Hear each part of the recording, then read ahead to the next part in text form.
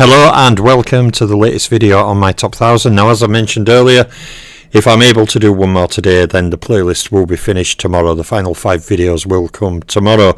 So this video we are counting 60 to 51. The final 50 will come tomorrow. So let us get this video out of the way before we get to that tomorrow. Fighter number 160. Fighter number 60. Okay, is heavyweight puncher Sam McVeigh. Now, some people say fighters in his age were all pot-bellied beer men who were farmers who just got in ring unfit. But when you look at Sam McVeigh, he does not look very unfit to me. Sam McVeigh, okay, beat 4 world champions. He fought 507 rounds against over 500 rounds against champions. McVeigh beat 3 Hall of Fame fighters, fighting a total of 476 rounds against Hall of Famers overall. Now, in a number that would be way higher, Sam McVeigh had 5 fights against rated opponents. He scored 53 knockouts in his career, 23 knockouts in 3 rounds or less, and 9 knockouts in the first round. McVeigh, as a pre-rating era fighter, was never rated, and he had a longest unbeaten run that ran to 25 fights. Now, McVeigh was pound for pound rated for 1 year. He had a total of 28 fights against pound for pounders, scoring 5 wins. He scored 2 wins against pound for pound top 3 fighters and 2 wins against pound for pound number 1 fighters. And Sam McVeigh's opposition fought rate comes in at 6 from 18, and his opposition beat rate is 3 from 13. So Sam McVeigh had 32 fights against champions, including 8 wins, 16 losses, 8 draws with 3 knockouts. He had 28 fights against Hall of Famers, including 5 wins, 15 losses, 8 draw with 0 knockouts. And Sam McVeigh had 17 title fights, including 3 wins, 9 losses, 5 draw with 1 title defence. So moving on to fighter number 59, okay, is the Welsh wizard Freddie Walsh, the man who I rate as the greatest Welsh fighter of all time, above Jimmy Wild. I think that Freddie Walsh's resume just buries Jimmy Wild's really badly. Coupled with the fact he was also a lineal undisputed champion, I think Freddie Walsh tops the mark in Wales. Jimmy Wild was a great fighter, but I think Freddie Walsh's resume eclipses him. So Freddie Walsh, okay, beat 7 world champions. He fought 174 rounds against champions. And Freddie Walsh, okay, beat 7 Hall of Fame fighters individually, fighting a total of 230 rounds against Hall of Fame opponents. Now, in terms of fights against rated fighters, Freddie Walsh was a pre-rating era fighter, so he has a reduced number of 6 fights against rated fighters. He scored 35 knockouts, 7 knockouts in 3 rounds or less, and 1 in the first round. And Freddie Walsh was top 10 rated for 0 years. Now, in terms of unbeaten run, Freddie Walsh's longest run was a run of 33 fights, and he was pound for pound rated for 6 years in my all-time rankings. Now, Freddie Walsh had 18 fights against pound for pounders, scoring 10 wins. He scored 4 wins against pound for pound top 3 fighters and 2 wins against pound for pound number 1 fighters. And Freddie Walsh's opposition fought rate comes in at 8 from 18, and his opposition beat rate was 5 from 13. So Freddie Walsh had 16 fights against champions, including 10 wins, 6 losses, no draws with 1 knockout. He had 18 fights against Hall of Famers with a record of 10 wins, 6 losses, 2 draws with 1 knockout. And Freddie Walsh had 4 title fights, including 3 wins, 1 loss, no draw, and 2 title defences. So there's Freddie Walsh there. When we go on to fighter number 58, he's one of the greatest fighters of modern era, of the 4-belt era in my mind, Evander Holyfield. Evander Holyfield beat 17 individual champions. He fought 287 rounds against champions. And Evander Holyfield beat 6 Hall of Fame fighters individually, fighting a total of 142 rounds against Hall of Famers. Now, it's interesting because you get Floyd Mayweather on 22 champions, Manny Pacquiao on 21, De La Hoya, Roy Jones. All of these guys have beaten a lot of champions, but they fought across many more divisions. So Holyfield coming at 17 when the top number is 22 is quite incredible, considering he only had 2 divisions, and in one of those divisions he were only there 3 to 4 years. So it is actually quite incredible that he fought and beat so many individual champions. It kind of shows his level of opposition. So Evander Holyfield had 36 fights against rated fighters, and he scored 29 knockouts, 11 in 3 rounds or less, and 2 in the first round. Evander Holyfield was top 10 rated for 19 years, and he had a longest unbeaten run that came to 28 fights in total. Evander Holyfield was pound for pound rated for 6 years, and he had a total of 13 fights against pound for pounders, scoring 8 wins. Holyfield scored 7 wins against pound for pound top 3 fighters, and 3 wins against pound for pound number 1 fighters. And Evander Holyfield's opposition fought rate comes in at 4 from 18, and his opposition beat rate was 3 from 13. So Evander Holyfield had 30 fights against champions, including 19 wins, 9 losses, 2 draws with 10 knockouts. Holyfield had 14 fights against Hall of Famers, which is a massive total in modern era. Pacquiao, likewise, when we get to him, has a large total as well. Holyfield scored 8 wins, 5 loss, 1 draw with 3 knockouts, and Evander Holyfield had 25 world title fights, including 16 wins, 7 losses, 2 draws, and 12 title defences. And Holyfield's title record is decorated not only for his quality of opposition during it, but his accomplishments, being champion, unified and undisputed at cruiserweight and lineal, then becoming I call unified, others call undisputed, and then becoming a 3-time unified champion, from being a 4-time heavyweight champion, from also being a lineal heavyweight champion. Holyfield's accomplishments are diverse, and when I do get to his career video in time, his title won list on the Undisputed's lineals and belts is going to be quite large. Might have to shrink the text down a bit. As for others like Pacquiao, Mayweather, etc., and De La Hoya. But, yeah, Evander Holyfield, without a doubt, a great fighter in 4-belt era. So let's go on to fighter number 57. To me, could be a little low, Sugar Ray Leonard. Certainly, I do not agree that it should be below the last fighter on this video. But Sugar Ray Leonard in number 57 beat 6 world champions. He fought 123 rounds against champions. And Leonard beat 4 Hall of Fame fighters. He definitely opted for the big marquee names rather than the depth, even though his resume does have depth.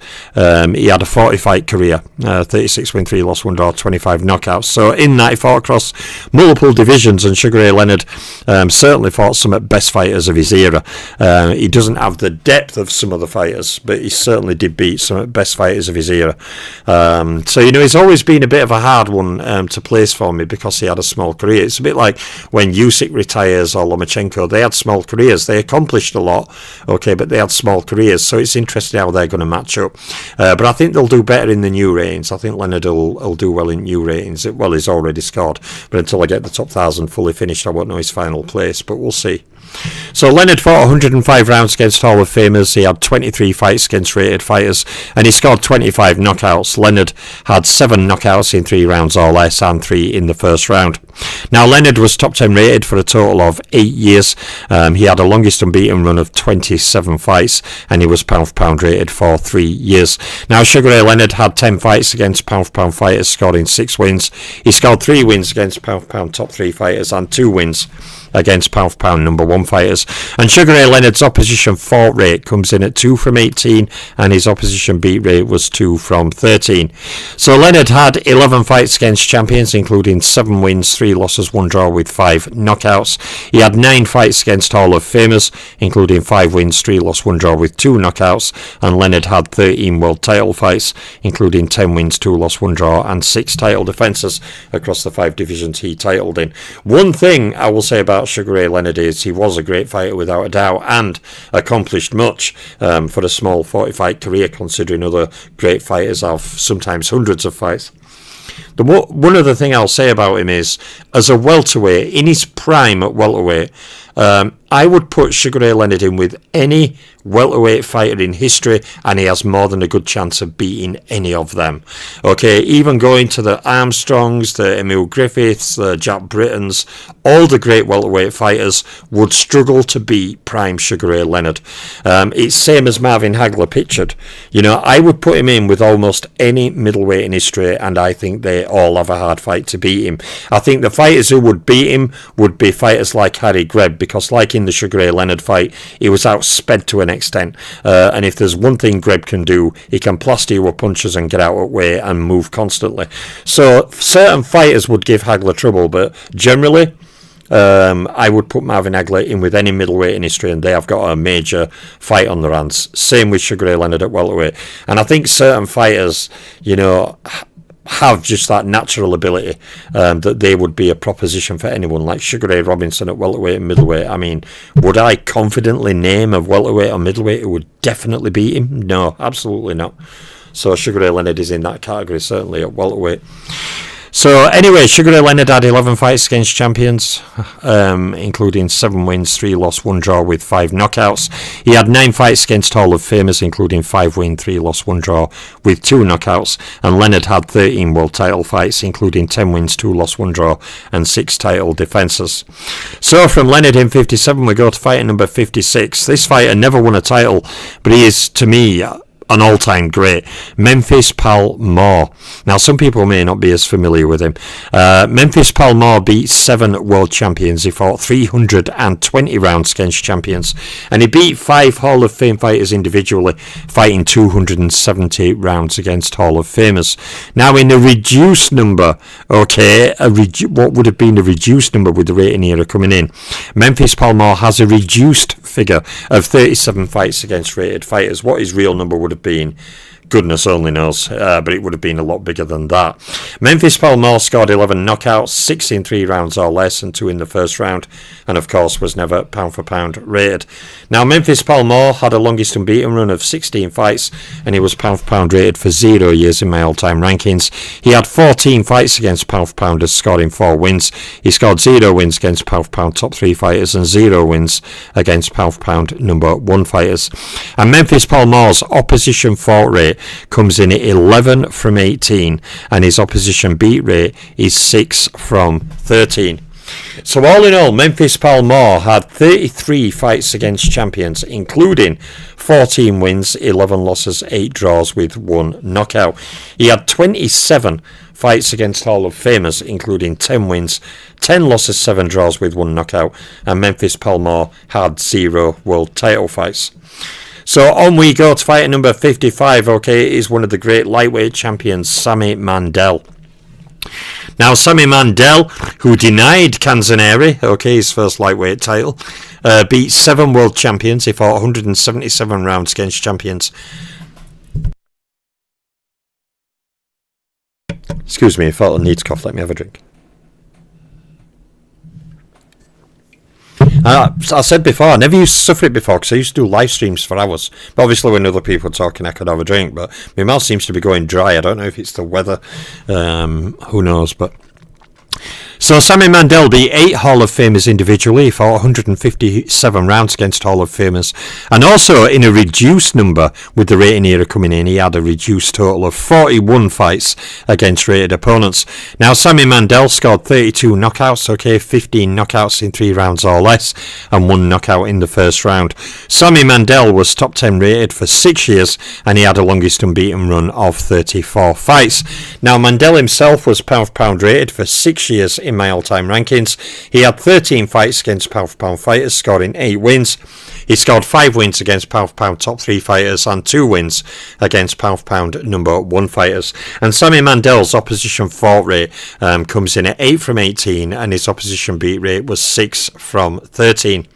So Sami Mandel had 18 fights against champions, including 9 wins, 8 losses, 1 draw with 0 knockouts. He had 15 fights against Hall of Famers, including 8 wins, 5 losses, 2 draw with 0 knockouts. And Sami Mandel had 6 title fights, including 5 wins, 1 loss, no draw, and 4 title defences. So on we go to fighter number 54, to another of the modern 4-belt era great fighters, Roy Jones Jr. Now, Roy Jones Jr.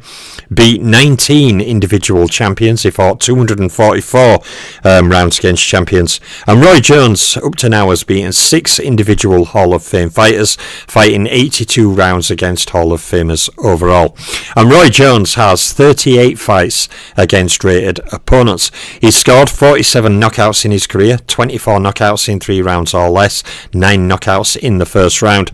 And Roy Jones has been top 10 rated throughout his career for a massive total of 18 18 years. Now, Roy Jones had the longest unbeaten run that came to 34 fights. And in my all-time pound-for-pound rankings, Roy Jones was pound-for-pound ranked in 10 individual years. He had 13 fights against pound-for-pounders, scoring 8 wins. He scored 6 wins against pound-for-pound top 3 fighters and 2 wins against pound-for-pound number 1 fighters. And Roy Jones Jr.'s opposition fought rate comes in at 4 from 18, and his opposition beat rate was 3 from 13. So Roy Jones, who suffered most of his defeats later in his career, had 27 fights against champions, including 19 wins, 8 losses, no draws, with 9 knockouts. He has 8 fights against Hall of Famers, including 6 wins, 2 losses, no draws, with 2 knockouts. And Roy Jones, all in all, has 25 world title fights, including 22 wins, 3 losses, no draws, and Roy Jones made 18 title defences. So there's Roy Jones in 54. When we go to 53, another fighter who I can't rate below the fighter who's the last fighter at video, but yeah, it's gnawing at me. So the Hitman Tommy Hearns, one of the favourite fighters to watch when I was growing up. What an outstanding fighter he was. Vulnerable at times, but deadly. If you left gaps for him to hit you, you were going out cold. Tommy Hearns beat 13 world champions individually, fought 141 rounds against champions, and Hearns beat 4 Hall of Fame fighters, fighting 48 rounds against Hall of Famers overall. Tommy Hearns had 31 fights against rated fighters, and he scored 48 knockouts, 31 knockouts in 3 rounds or less, and 10 knockouts in the first round. Hearns was top 10 rated as a fighter for a total of 19 years, and he had a longest unbeaten run of 32 fights. Now, in my all-time pound-for-pound rankings, Tommy Hearns was rated for 5 individual years, and he had 11 fights against pound-for-pounders, scoring 6 wins. He scored 4 wins against pound-for-pound top 3 fighters and 1 win against a pound-for-pound number 1 fighter. And Tommy Hearns' opposition fought rate comes in at 3 from 18, and his opposition beat rate was 3 from 13. So Tommy Hearns had 19 fights against champions. That included 13 wins, 5 losses, 1 draw, with 8 knockouts. He had 7 fights against Hall of Famers, including 4 wins, 2 losses, 1 draw, with 2 knockouts. And Hearns had 19 world title fights, including 14 wins, 4 losses, 1 draw, and Hearns made 9 title defences. So there's the great hitman himself, Tommy Hearns, the middleweight champion there. When we go to fighting number 52, okay, we get the puncher Young Stribling, who fought across many weight divisions right up to heavyweight. Young Stribling beat 7 world champions. He fought 175 rounds against champions, and Stribling beat 4 Hall of Fame fighters and fought a total of 118 rounds against Hall of Famers overall. Now, Young Stribling had a total of 41 fights against rated fighters. He scored 129 knockouts, 80 knockouts. Take that, Deontay Wilder. 80 knockouts within 3 rounds or less. Okay, and Young Stribling scored 16 first round wins. Now, Stribling was top 10 rated for 8 years. He had a longest unbeaten run of 56 fights, and Stribling was pound for pound rated for 2 years in my all-time rankings. Now, this multi-weight hopping fighter, okay, had 9 fights against pound for pounders himself, scoring 5 wins.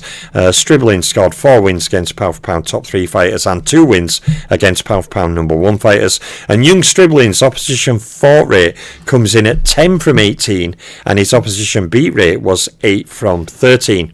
So Stribling had 17 fights against champions, including 9 wins, 6 losses, 2 draws, with 0 knockouts.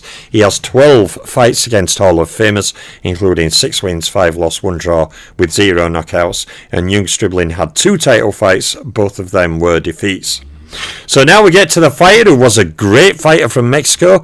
Can I myself, in my personal ratings, put him above fighters like Roy Jones, Leonard and Hearns? That's a stretch for me. But Julio Cesar Chavez was a great fighter himself.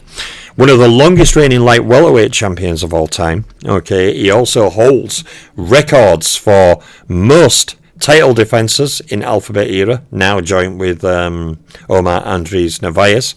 Most title fights fought in the Alphabet Era, Okay, and to my knowledge, most title fight wins at 31 in the Alphabet era. So Chavez, as well as being a middleweight champion, set many records. Now, people say he fought all weak opposition. That's not true. That's not true in any way, shape, or form. Even from early fights with Rosario, Meldrick Taylor, on and on, even to his later fights with De La Hoya, Kostya. When you look at his resume, yes, he fought a number of weak opponents, but he also fought a lot of good opponents. You know, the fights with Roger Mayweather, for example, who were a world champion in his own right and a good fighter. You know, you look at his resume, there is a lot of good names there as well. I think his resume gets downspoken too much, but do I believe I could put him above Tommy Hearns in my personal ratings? Absolutely not. But Julio Cesar Chavez, okay, beat 15 world champions. He fought 226 rounds against champions, and Chavez beat 2 Hall of Fame fighters individually, fighting 53 rounds against Hall of Famers overall. Chavez had 32 fights against rated fighters, and he scored 86 knockouts, 45 knockouts in 3 rounds or less, and 9 knockouts in the first round. Chavez was top 10 rated as a fighter for a total of 17 years, and he had a longest unbeaten run with a bit of help from the local commission at one of his fights, a longest unbeaten run of 90 fights. Now, Chavez was pound for pound rated, like Roy Jones, for 10 years in my all-time pound for pound rankings, and Chavez had 16 fights against pound for pounders, scoring 10 wins. He scored 2 wins against pound for pound top 3 fighters, and 0 wins against pound for pound number 1 fighters. And Julio Cesar Chavez, opposition fought rate is at 5 from 18, and his opposition beat rate is 4 from 13. So Chavez had 24 fights against champions, including 18 wins, 4 losses, 2 draws with 11 knockouts. He had 6 fights against Hall of Famers, including 2 wins, 3 losses, 1 draw with 1 knockout. And Chavez had 37 world title fights, including 31 title wins, 4 losses, 2 draws. And Chavez made a record matching 27 title defences. He's also one of the great light welterweight champions in my mind, up there with fighters like Cervantes, etc., as one of great light welterweight champions, one of the many divisions he titled in. So there's my latest video, 60 to 51. Okay, so now that means I've got another done today. That means tomorrow we will get the final 5 videos. I will do one, have a little 5-minute break, wet my mouth, drink water, do another one, have a little break, do another one, walk the dog, come back, do another one, have a little break, then do the last one. Like way I added walk the dog in the middle.